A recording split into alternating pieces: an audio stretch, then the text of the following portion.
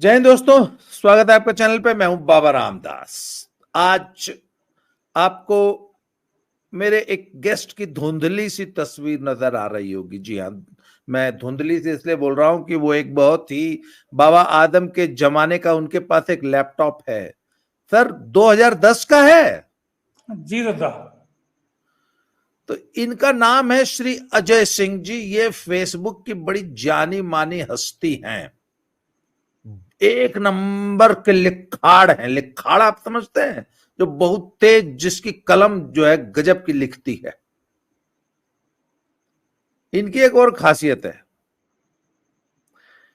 एक बार इन्होंने लेख लिखा था एक फेसबुक पे, और उस लेख को पढ़ते हुए आधा लेख मैं पढ़ गया और मुझे कंफ्यूजन हुआ कि यार ये लेख मेरा लिखा हुआ है या अजय सिंह का लिखा है।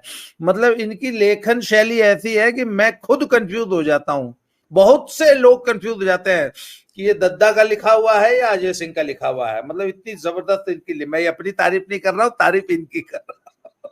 अजय भाई, स्वागत है आपका मेरे चैनल पे। दादा राम राम। और अजय भाई की एक और मैं आपको परिचय करा दूं कि इन्होंने अभी एक YouTube चैनल भी शुरू किया है, एकदम नया चैनल है, भसड़ बाई अजय सिंह। जी दादा। ये भसड़, मतलब आप लोग भी ना भसड़ फैलाने में बाज नहीं आते।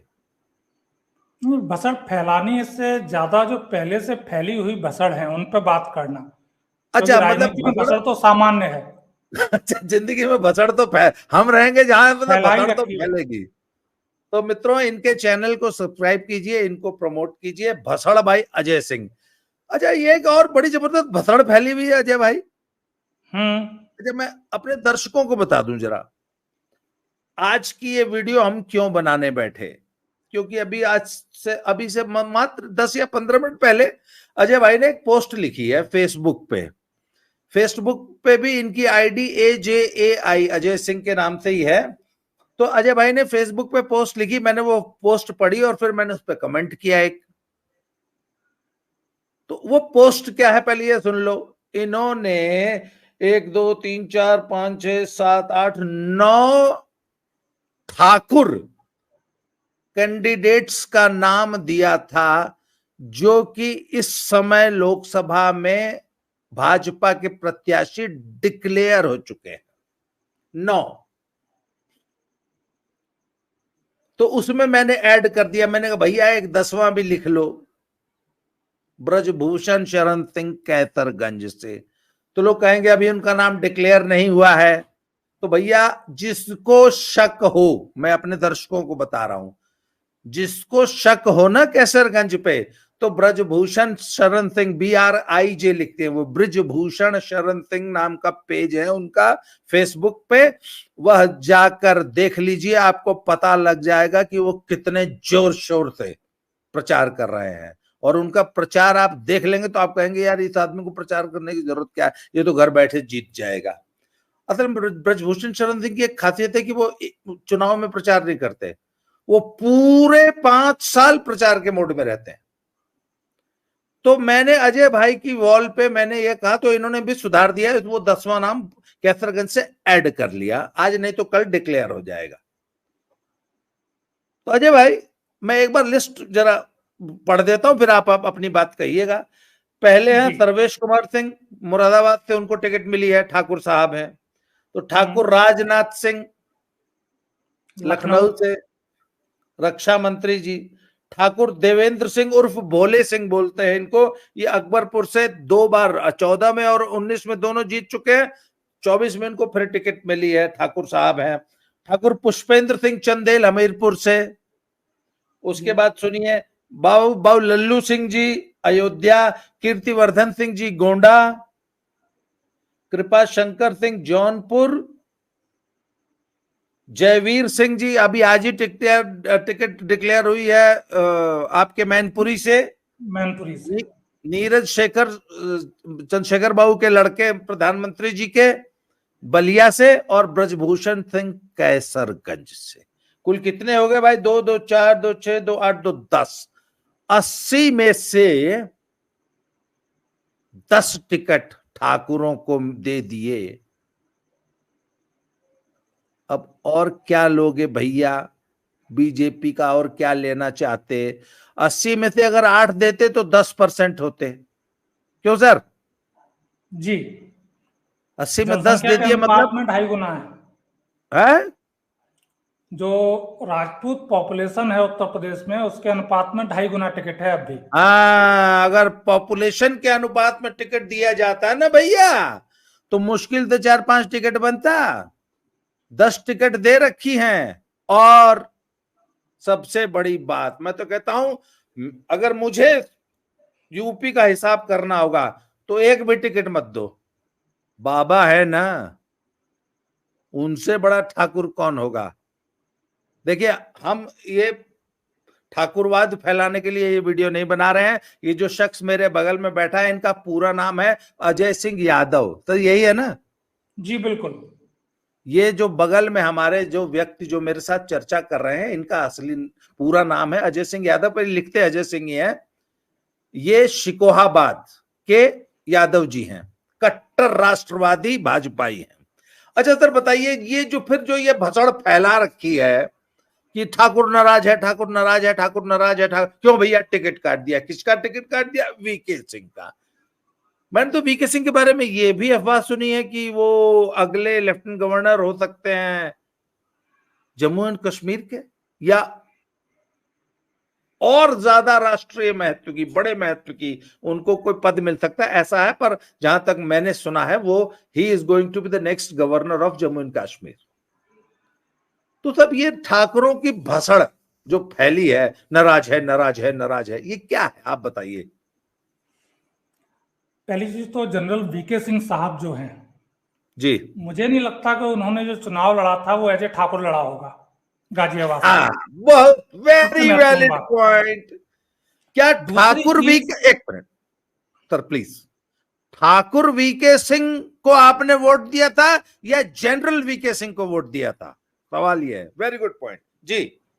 दूसरी चीज, जनरल साहब मोदी जी के बेहद पसंदीदा लोगों में से रहे हैं पूरे 10 साल, 2014 से लेकर 2024 तक।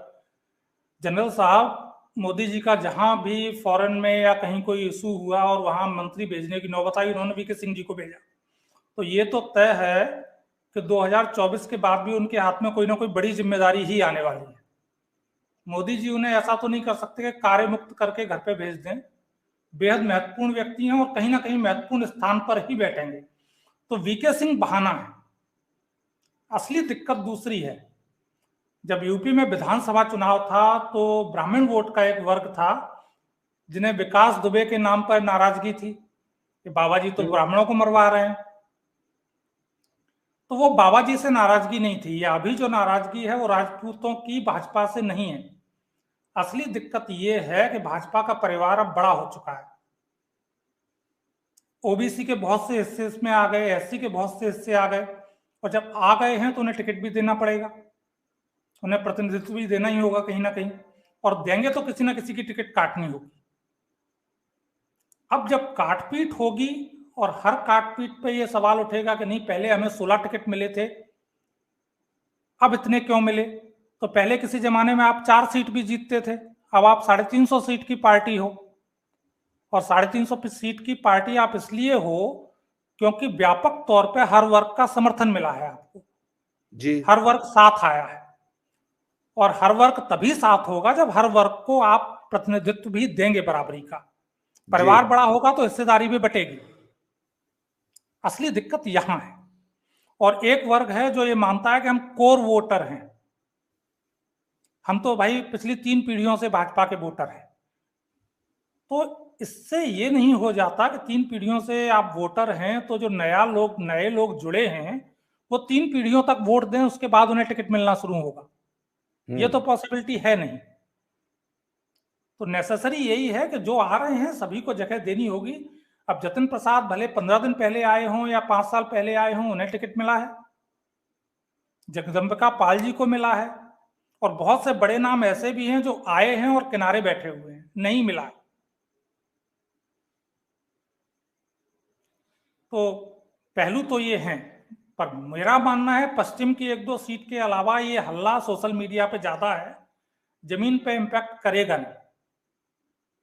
अभी भी उत्तर प्रदेश में राजपूत समाज के सबसे बड़े नेता योगी आदित्यनाथ जी हैं, उनसे बड़ा नाम कोई है नहीं। अजय भाई, हाथी के पैर में सबका पैर होता है जी। तो बाबा आज की तारीख में योगी आदित्यनाथ जी हाथी का पैर है, तो भैया उनके पैर में तो सबका पैर है। अब बाबा ही उत्तर प्रदेश में हम लोगों ने जी नहीं, आप कुछ आप कह बोलिए, रहे थे। कंटिन्यू कीजिए। अरे ये उंगली बड़ी खतरनाक होती है, जैसे ही आपने ऐसे उंगली की तो मेरे जैसा वक्ता तो तुरंत रुक जाता। अच्छा बोलिए। हाँ तो सर, हम तो कहते थे बाबा है ना, यदि बाबा आ गए यूपी में तो फिर हमें कुछ नहीं चाहिए। खैर तब ये बड़ी तुच्छ सोच है। हम तो ये मानते हैं कि 80 की 80 सीटों पर मोदी जी लड़ रहे हैं। ये मुझे आप ये बताइए, मैं अपने दर्शकों से एक बात पूछना चाहता हूं कि ये चुनाव आप सचमुच सांसद चुनने के लिए वोट देने जा रहे हैं या अपने देश का एक प्रधानमंत्री और अपने देश में एक राष्ट्रवादी सरकार चुनने के लिए वोट देने जा रहे हैं? तो मोदी जी को वोट दे रहे हैं ना हम लोग। इस वोट में हमारी महत्वाकांक्षा क्या है, हमारी आकांक्षा क्या है कि देश में एक मजबूत राष्ट्रवादी, हिंदूवादी, सनातनवादी सरकार बने, जो भारत को एक आर्थिक महाशक्ति, आध्यात्मिक महाशक्ति, सामरिक महाशक्ति बनाए। उसके लिए हम मोदी जी को वोट दे रहे हैं। फिर सीट टिकट चाहे जिसको मिले यार, खूब ऑर्डर्स, क्या फर्क पड़ता है। और भैया ये तो इतनी लंबी लिस्ट, 80 में 10 सीट, ये तो बहुत अच्छा पार्टिसिपेशन है। अच्छा कसम से मतलब मुझे नहीं मालूम था। ये तो आज आपकी जो फेसबुक पोस्ट पढ़ी है ना जो मैंने, तब मुझे लगा अरे यार तब तो आपसे बात करनी चाहिए, इसीलिए मैंने आपको फोन करके आपको इनवाइट किया अपने चैनल पे। आपने तो मोदी बड़ी जी का लंबी नाम लिस्ट लिया, आपने मोदी जी का नाम लिया तो मैं एक उदाहरण बताना चाहूंगा यहाँ पे। 2014 में उत्तर प्रदेश में यादवों को कोई टिकट नहीं मिला था, और अभी भी अब तक सिर्फ एक टिकट है, दिनेश लाल यादव का। मतलब बीजेपी ने सिर्फ एक यादव को टिकट दिया है। अभी सिर्फ एक को दिया है, दिनेश लाल यादव को। दूसरा टिकट फिरोजाबाद से संभवतः मिलने जा रहा है। और 2014 में मेरे अपने गांव से जिस पोलिंग बूथ को मैं संभालता हूं चुनाव में, उसमें बीजेपी को 14 वोट मिले थे। ये 2014 का हाल है। एसपी सिंह बघेल साहब जैसे बड़े प्रत्याशी थे फिरोजाबाद से जी।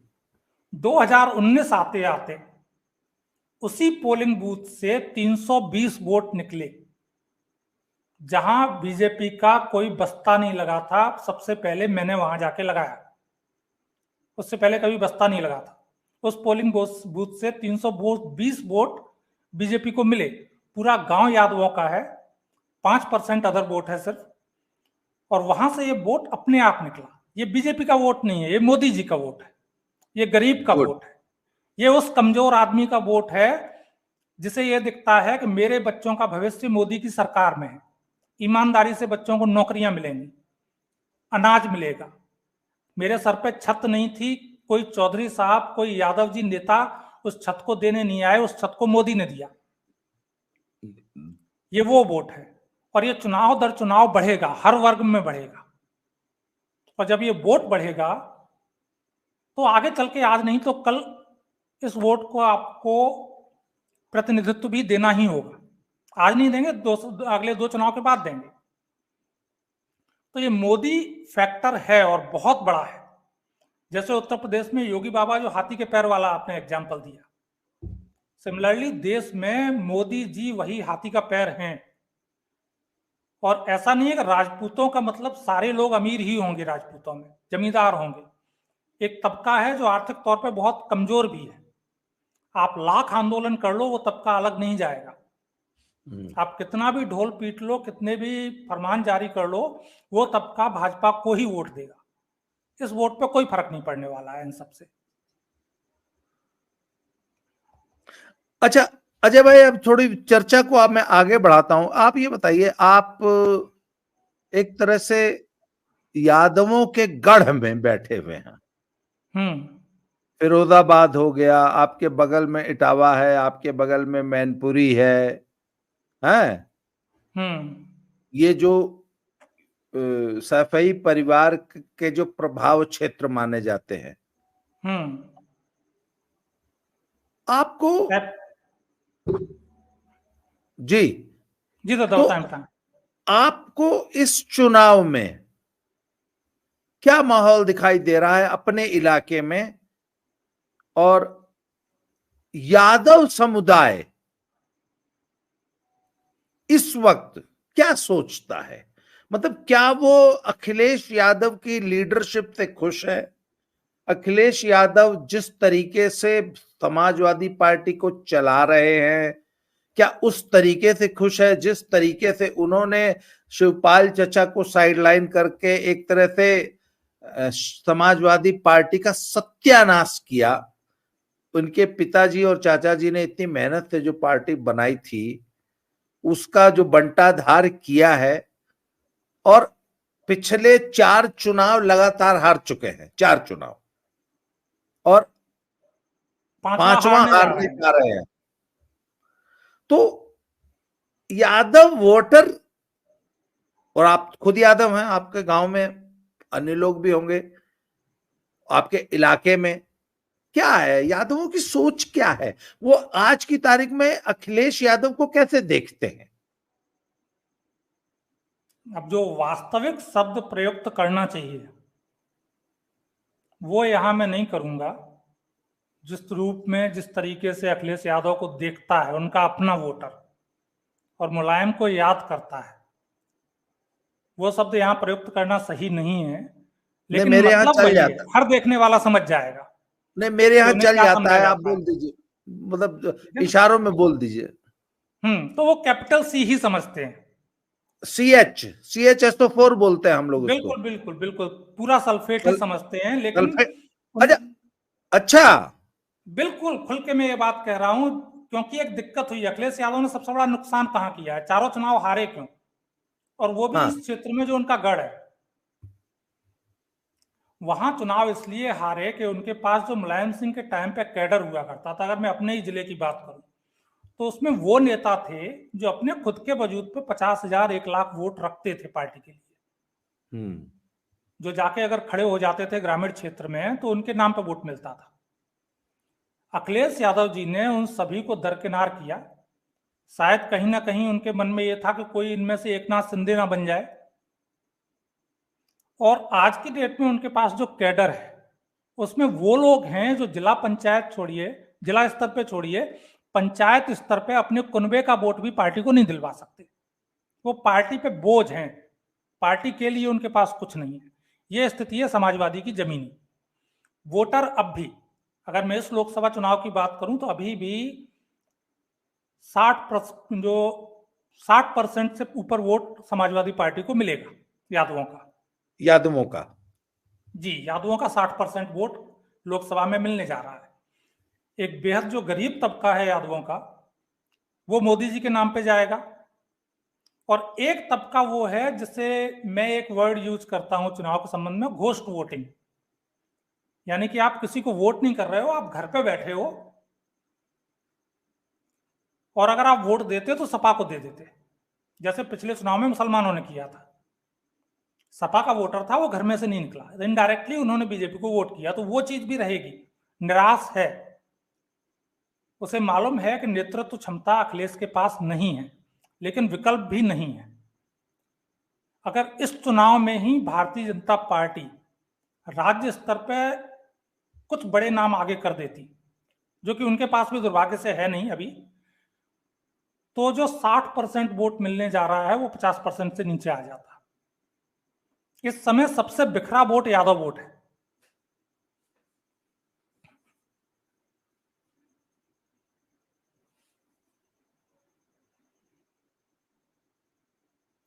आपने अपनी बात पूरी कर ली ना? जी दादा जी।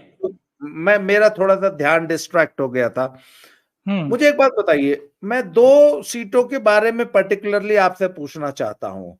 आप शिकोहाबाद के, आप फिरोजाबाद सीट में पढ़ते हैं, किसमें आता है जी आपका जी, एरिया? फिरोजाबाद सीट है मेरी। फिरोजाबाद की क्या पोजीशन है इस समय? अभी तक बीजेपी का प्रत्याशी डिक्लेयर नहीं है और इसी बात का इंतजार है कि यहां से कौन आता है। अगर यहां से पार्टी, जो कि संभावना सबसे ज्यादा है, हरिओम यादव को टिकट दे रही है, तो जो जमीनी हालात है वो ये है कि 1 से 1.25 लाख वोट से हरिओम यादव जीत जाएंगे। अक्षय यादव हार रहे हैं और अच्छी खासी जीत होगी हरिओम यादव की अगर हरिओम यादव को टिकट मिलता है। 1.5 से 2 लाख यादव वोट हरिओम यादव ले जाएंगे। अगर टिकट नहीं मिलती है, उस स्थिति में सपा का पलड़ा भारी होगा, क्योंकि और कोई इतना मजबूत प्रत्याशी नहीं है कि जो सीधे सैफई परिवार के कैंडिडेट को हराए यहां से। पिछले चुनाव में 2019 में यहां से शिवपाल चाचा थे, तो वोट बंटने की वजह से चंद्रसेन जादौन जी हाँ, जीत गए थे। शिवपाल चचा ने पिछली बार यहां से लगभग, मुझे याद आता है, लगभग 90-95 1 लाख के हजार करीब। वोट काट ली थी। जी जी, 1 लाख से थोड़ा सा कम। 1 लाख से वही 90-95 हजार को, मैं आज सुबह आंकड़े देख रहा था न, शिवपाल जी ने 90-95 हजार वोट काट ली थी, इस वजह से दो चंद्रसेन वो जादौन। सीट। हाँ, तो अच्छा, ये तो हो गई तब आपकी फिरोजाबाद सीट की पोजीशन। जी। जरा अब मैनपुरी के बारे में बताइए जरा। मैनपुरी इकलौती सीट है जहां सपा खम ठोंक के ये कह सकती है कि हम जीत रहे हैं पूरे जी उत्तर प्रदेश में। और जीत इसलिए रहे हैं क्योंकि वहां से जो प्रत्याशी मंत्री साहब आए हैं, ठाकुर जयवीर जयवीर सिंह जी। सिंह, उनसे सवर्ण वोटर बहुत ज्यादा नाराज है। यादव मुस्लिम वहां पे मात्र 5,50,000 है मैनपुरी में। उनके भरोसे पे जीत नहीं हो सकती सपा की, कभी नहीं हो सकती। बमुश्किल 30-32% वोट यादव और मुसलमानों का है। बड़ी दिक्कत यह है कि वहां पे जो ब्राह्मण वोट है, जो बनिया वोट है और जो कुशवाहा समाज का वोट है, वो सपा के खेमे में जाएगा और खुल के जाएगा। तो डिंपल यादव, फिलहाल स्थिति यह है कि डिंपल यादव मार्जिन ले रही हैं और बड़ा ले रही हैं। अगर कन्नौज के यहां बारे से में, कुछ जी दादा, कन्नौज, कन्नौज। कन्नौज से अगर अखिलेश यादव खुद आते हैं, यही एकमात्र विकल्प है कि सुब्रत पाठक हार जाएं, नहीं तो कन्नौज आ रही है। जब डिंपल थी पिछली बार 2019 में, तब भी मैंने वोटिंग से 2 दिन पहले ये बात कही थी कि डिंपल 5 से 10 हजार वोटों से हारने जा रही है। और इस बार सुब्रत पाठक की जो लीड है वो बढ़ेगी। अगर अखिलेश खुद मैदान में आते हैं तो मुकाबला है, तो कन्नौज जाएगी, अन्यथा कन्नौज भाजपा के खेमे में आ रही है। और आपके अगल बगल की कोई संवेदनशील सीट जो कि लड़ाई में हो खूब? यहां पर लड़ाई की अगर स्थिति की बात की जाए तो इटावा सीट फंस सकती है। इटावा जी सीट ऐसी है, रामशंकर कठेरिया जी का थोड़ा सा विरोध है जमीन पे, और दूसरा वहां पे थोड़ी औरैया का जो बेल्ट है, औरैया से लगा हुआ है इटावा क्षेत्र का, वहां ब्राह्मण पॉपुलेशन ज्यादा है और उसमें हम्म थोड़ी सी नाराजगी है। इस हम्म वजह से रामशंकर कठेरिया जी की जीत ज्यादा बड़ी नहीं होगी, लेकिन हारने की संभावना भी ना के बराबर है। अच्छा। हम्म। बाकी की एटा राजवीर सिंह जी जीत रहे हैं आराम से, कोई वजह नहीं है कि हार जाएं। आगरा से कोई दिक्कत नहीं है। आपका फतेहपुर सीकरी 4 साहब के लिए भी कोई दिक्कत नहीं होनी चाहिए। जी ये वो सीटें हैं कि जहां ज्यादा कोई दिक्कत नहीं है भाजपा को। और आरएलडी के साथ आने से, आप जैसे ही फिरोजाबाद सीट से पश्चिम की तरफ चलेंगे तो जाट वोट बैंक शुरू हो जाता है, जाट, और हाँ, वो जाट आरएलडी के बेल्ट साथ शुरू हो आने से जाता है। बहुत फर्क पड़ने जा रहा है। मथुरा, आगरा, फतेहपुर सीकरी, जी फिर जी, तो इनमें आगे जाटों का बहुत वोट है। हाँ जी। अलीगढ़ क्या पोजीशन है सर? अलीगढ़ बदतर से बदतर स्थिति में ही भाजपा जीतती है।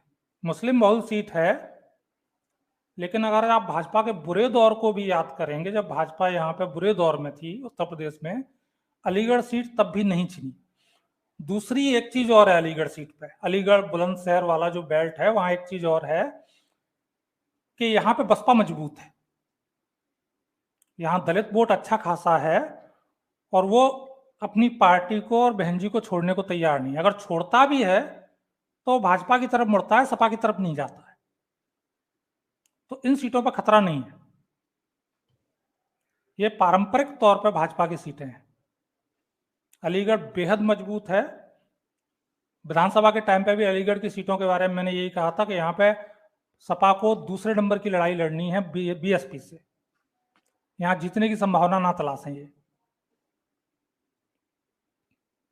अच्छा, ये बताइए, इस चुनाव में ये अलीगढ़ जो आपने पूरी बेल्ट बताई है जहां मुस्लिम वोट भी अच्छा खासा है, मुसलमानों का क्या एटीट्यूड समझ में आ रहा है आपको इस चुनाव में? मुसलमानों में हल्का बंटवारा है, ज्यादा तो नहीं है लेकिन हल्का है। और हल्का बंटवारा भी फैक्ट इसलिए डालता है कि मुसलमान 18% है उत्तर प्रदेश में। अगर 10% वोट भी मिलता है और किसी सीट पे 5 लाख मुस्लिम है तो 50,000 वोट भाजपा के खाते में चला जाएगा। और मुसलमानों में भी जो पसमानदा हैं वो अब ये समझ रहे हैं धीरे धीरे कि मुसलमानों में ऊंचा वर्ग था, उन्होंने मलाई खाई और उन्हें जब भी नौबत आई तो आगे कर दिया डंडे खाने के लिए। तो 19 में भी ये चीज, क्योंकि मैं मुस्लिम बहुल पोलिंग्स पे कहीं पे गया था खुद, और वहां ये स्थिति थी कि वोट करने के लिए मुसलमान नहीं निकला था। और उनमें ज्यादातर मुसलमान वो है जो दलित मुसलमान है। वो अपने घर पे लेटता है आराम से, वोट करने नहीं जाता है। वो ठीक है आज बीजेपी को वोट नहीं देगा लेकिन किसी और को भी देने नहीं जा रहा है। सामाजिक दबाव उनके यहाँ बहुत ज्यादा होता है। इलेक्शन से 2 दिन 3 दिन पहले से उनके यहाँ ये होने लगता है कि वोट यहीं देना है, या दबाव बनाते हैं मस्जिदों से मौलवी वगैरह जाके, और लीडर जो लोकल होते हैं तो वोट देने जाएंगे तो उन्हें मजबूरन सपा को देना पड़ेगा, इसलिए वो फिर देने नहीं जाते। और 2024 में भी पश्चिम में आपको ये देखने को मिलेगा कि जहां मुस्लिम प्रत्याशी नहीं है वहां मुसलमान वोटिंग 10 से 15% नीचे रहेगी। ये फर्क होगा। नहीं, पर आपने तो ये बीजेपी को जो वोट मिलने की संभावना है मुसलमानों का, मैंने जो सवाल किया था कि मुसलमान ये जो जैसे बोला भाई ठाकुर बीजेपी से नाराज हैं, तो मुसलमानों के बारे में कहा जा रहा है कि सपा से नाराज है, और बहन जी ने बहुत अच्छी टिकटें दी हैं मुसलमानों को। मुस्लिम बहुल एरियाज में बहुत भारी संख्या में पश्चिमी उत्तर प्रदेश में मुसलमानों को टिकट दी है। तो मुसलमान सपा से वाकई नाराज है तो कितना नाराज है? और जिन सीटों पे, जिस मुस्लिम बहुल सीट पर सपा ने मुसलमान को टिकट नहीं दी और बसपा ने दे दी है, वहां पे मुसलमान कैसे बिहेव करेगा, आपको क्या लगता है? नहीं, मुसलमानों के लिए एक इलेक्शन का पिछले 30-40 साल से फार्मूला है। पहले भाई, फिर सपाई, फिर भाजपाई। सबसे पहले मुस्लिम कैंडिडेट अगर उन्हें मजबूत मिलेगा तो किसी पार्टी का हो वो उसे वोट देंगे, नॉन भाजपा। अच्छा, पहले उसके भाई। बाद वो सपा को वोट देंगे। अच्छा, उसके बाद उसे अगर वोट भाई देंगे नहीं है भाजपा तो? को हराए अगर भाई नहीं है तो फिर सपा? तो सपा। और उसके बाद तीसरे नंबर पर उसे जो भाजपा को हरा रहा हो। और मुस्लिम वोट इसी आधार पर फिर बटेगा। लेकिन हाँ, वोटिंग परसेंटेज कम होगी इस बार मुसलमानों की, ये तय है। रामपुर जैसी जगहों पे जहां पे आजम खां का प्रभाव है वहां नाराजगी ज्यादा है। और खासतौर पे जो पठान कहे जाते हैं, पठानों में नाराजगी बहुत ज्यादा है। किस बात पे? पठान क्यों नाराज है? आजम खां भी मुद्दा है और स्थानीय स्तर पर भी पठानों को दरकिनार किया है सपा ने। कई नेता ऐसे हैं जिन्हें किनारे लगाया गया है। फिरोजाबाद में भी ये हुआ है और भी सीटों पे हुआ है कि पठानों की जगह पे जो अन्य वर्ग हैं, कुरैश और अंसार, उन्हें ज्यादा सपा ने पकड़ा है, ज्यादा उनकी वफादारी को माना है। पठानों का जो वर्चस्व कभी राजनीति में था अब वो नहीं रहा है। एक दौर था जब पठानों का सबसे ज्यादा राजनीति में खान शब्द बहुत प्रचलित था, अब वो चीज नहीं है। तो पठानों का रुख, अगर उन्हें दूसरा पठान प्रत्याशी अच्छा कहीं दिखेगा तो वो उस तरफ जाएंगे, वो सपा के साथ नहीं जाएंगे। जाति बंटवारा वहां भी है, ऐसा नहीं है कि सिर्फ हिंदुओं में हो, उनके अंदर भी है। अतीक और मुख्तार के साथ गम जो है, हुआ, गम है, पूरी कौम को है,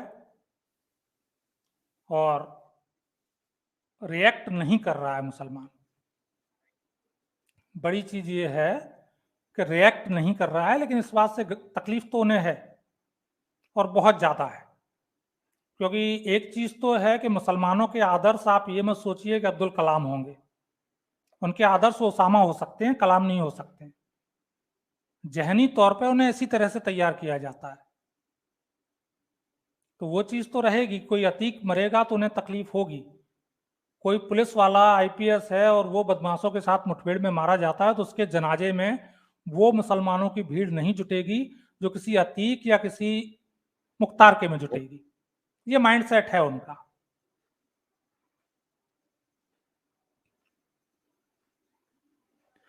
अजय भाई, आज की चर्चा अब हम समाप्त करेंगे, तो कंक्लूडिंग रिमार्क आप दीजिए। इस चर्चा को वाइंड अप अब आपको करना है, कीजिए। राजपूतों की नाराजगी, बेसिक हमारा विषय यही था कि राजपूत कितने नाराज हैं। पहली बात तो नाराजगी के लिए कोई वजह नहीं है, पर्याप्त प्रतिनिधित्व भाजपा ने दिया है, उत्तर प्रदेश में भी और बाकी के देश में भी, बिहार राजस्थान में भी पर्याप्त सीटें दी हैं। दूसरी चीज, चर्चा सोशल मीडिया पे ज्यादा है। इस चर्चा के जड़ में जो व्यक्ति है वो है रविंद्र सिंह भाटी, जहां से ये सारी कहानी शुरू हुई। और रविंद्र सिंह भाटी को लेकर के जो मीडिया ने एक हाइप बनाया है, वो क्यों बनाया है पहले वो समझा जाए। रविंद्र सिंह भाटी उस सीट पे निर्दलीय लड़ रहे हैं जहां जसवंत सिंह भी भाजपा को निर्दलीय लड़के नहीं हरा पाए थे, और उनसे बड़ा चेहरा रविंद्र सिंह भाटी नहीं है। सोशल मीडिया पे जो ये चला वो सब रविंद्र सिंह भाटी के यहां से चला। जमीन पे इसका इफेक्ट कितना होगा, शायद 1 या 2 सीटों पे, शायद 1 या 2% वोटों पे। इससे ज्यादा मुझे नहीं लग रहा है कि कोई फर्क पड़ने वाला है। सबसे बड़े नेता उत्तर प्रदेश में नहीं, उत्तर भारत में राजपूत समाज के अगर कोई हैं तो योगी आदित्यनाथ जी हैं। उनसे बड़ा यहां कोई नाम नहीं है। इवन राजनाथ बाबू भी उनसे बड़ा नाम नहीं है इस समय जी और राजपूत समाज को यह भी समझना पड़ेगा कि वो भविष्य के प्रधानमंत्री हैं जी। और उस समय जब उन्हें प्रधानमंत्री बनाना होगा, हर वर्ग के समर्थन की आपको दरकार होगी। तो आज अगर कमजोर भाजपा को करते हैं तो असल में जो कल की उनकी दावेदारी है उसे कमजोर किया जाएगा। अपने पैर पे कुल्हाड़ी मारने वाली स्थिति राजपूत समाज के लिए होगी अगर ऐसा करता है, क्योंकि योगी जी इस समय सबसे मजबूत हैं उत्तराधिकारी के तौर पे। उनसे बड़ा नाम कोई है नहीं पार्टी में। तो अब उनके पैरों पे कुल्हाड़ी क्यों मारनी है, ये सोचने का काम राजपूत समाज का है। क्यों उन्हें जंजीरें डालनी है, मैं तो यही कहूंगा। अब मैं ना, अब आज की इस वीडियो के बाद अब मैं कल थोड़ी सी रिसर्च मैं करूंगा और मैं पता लगाऊंगा कि भैया चलो, भाजपा ने तो चलो वीके सिंह की टिकट काट दी, ठाकुर साहब लोग बहुत नाराज है। अब मैं आज जरा रिसर्च करूंगा कि बसपा ने कितने ठाकुरों को टिकट दिया है, सपा ने कितनों को दिया है, सपा ने कितने ठाकुरों को टिकट दिया है, या कांग्रेस कितनों को दे रही है। न तुलना होगी। भाजपा की तो आपने 10 की लिस्ट बना दी, तो आप एक काम कीजिए, आप भी जरा जरा निकालिए कि कितने भाऊ साहब लोग इन पार्टियों से आए हैं। उसमें एक चीज और जोड़िएगा कि सपा जो यादवों की पार्टी है, हाँ, उसने उत्तर प्रदेश में 5 यादवों को टिकट दी है। अच्छा। हाँ, और उन 5 यादवों के नाम है धर्मेंद्र यादव, डिम्पल यादव, शिवपाल सिंह यादव, अक्षय यादव और एक और है, परिवार से ही है, मतलब पांचों के पांचों सैफई परिवार से। परिवार सिंह यादव, उनका उन सबको हाँ, परिवार एक सिंह कंबाइन में यादव आप बोला परिवार जाए। सिंह यादव कह सकते हो। हाँ, मतलब ये यादवों का सपा ने प्रतिनिधित्व है परिवार सपा सिंह में, यादव को टिकट दी है बस। और एक भी अहिर नाराज नहीं है। मैंने तो किसी अहिर को कुर्ता फाड़ के नाचते हुए नहीं देखा। हाँ, कि हमको टिकट नहीं दिया, हमको टिकट नहीं दिया। जबकि एक को भी नहीं दिया। सही बात तो ये है। हाँ, परिवार के बाहर जो तो यूपी किसी में एक अहिर नहीं को भी दिया। टिकट नहीं दिया। ये तो आपने बहुत बड़ी बात कह दी सर। तो थोड़ा सा, वैसे तो नहीं सीखना चाहिए, पर थोड़ा सा यादवों से ही सीख लें। हाँ बिल्कुल बिल्कुल। तो आज की दर्शकों, ये थे भाऊ अजय सिंह जी, अजय सिंह यादव साहब। आज आप पहली बार किसी चैनल पे आए हैं शायद एनालिसिस पे अपने अलावा? जी जी जी, बिल्कुल बिल्कुल दादा, फर्स्ट टाइम। तो बस आज से आपकी शुरुआत हो गई है। मित्रों, आपने अजय भाई का एनालिसिस देख लिया होगा। आप बहुत सारे टिप्पणीकारों को, बहुत सारे एनालिस्ट पैनलिस्ट सुनते हैं यूट्यूब पे। ये थे अजय भाई। इनके एनालिसिस की धार, गहराई, अजय भाई मैं तो आपका कायल हो गया। तो अरे इनको दादा, नहीं, फॉलो कीजिए। इनका सोशल चैनल अभी मीडिया पे बहुत नया है। सोशल मीडिया पे आपने धक्का दे के भेजा है मुझे। नहीं नहीं, ऐसी बात नहीं। आप बहुत प्रतिभावान लेखक हैं। आप बहुत प्रतिभावान एनालिस्ट हैं। आप इतनी गहराई से बातों को देखते हैं, समझते हैं। मुझे उम्मीद है कि आप दोबारा मेरे चैनल पे आएंगे। मैं दर्शकों से अनुरोध करूंगा कि आपका चैनल भसड़ बाई अजय सिंह को फॉलो जी, करें। मैं आपका लिंक जो है अपने डिस्क्रिप्शन बॉक्स में डाल दूंगा। और अजय धन्यवाद भाई, दादा। बहुत जल्दी फिर से किसी नए टॉपिक से आपके साथ मिलते हैं। आज के जी लिए दादा, इतना ही। बहुत बहुत धन्यवाद। Thank you very Ram much. Ram. Ram Ram.